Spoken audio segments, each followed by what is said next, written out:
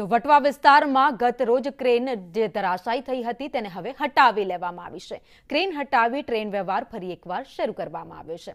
આજે સવારે 4:41 ટ્રેક જે ક્લિયર કરી દેવામાં આવ્યો છે। પીઆરઓ દ્વારા નિવેદન આપવામાં આવ્યું છે। સવારે 5:45 પ્રથમ ટ્રેન અહીંયાથી રવાના થઈ હતી। બીજી ગોરખપુર અમદાવાદ ટ્રેન હતી જેને રવાના કરવામાં આવી। હવે તમામ ટ્રેનો એક પછી એક ચાલી રહી છે। પાટાની કામગીરી પૂર્ણ થતાં જ રાબેતા મુજબ ટ્રેન શરૂ કરી દેવામાં આવી છે। 24 કલાકથી વધુ સમય ટ્રેન વ્યવહાર ખોરવાયો હતો।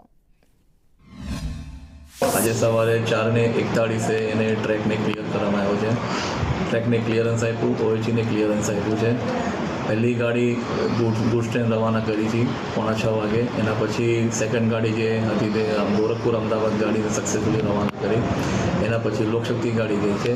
એમ પ્રમાણે ગાડીનો સિલસિલો ચાલતો ગયો અને હવે એકદમ બધી ગાડી હવે નોર્મલ રીતે ચાલી રહી છે।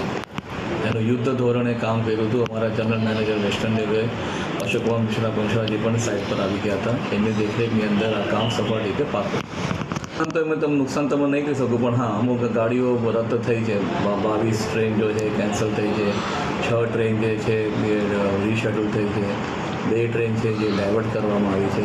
એવી રીતે અમુક ગાડીઓનો થોડોસો રિપર્કશન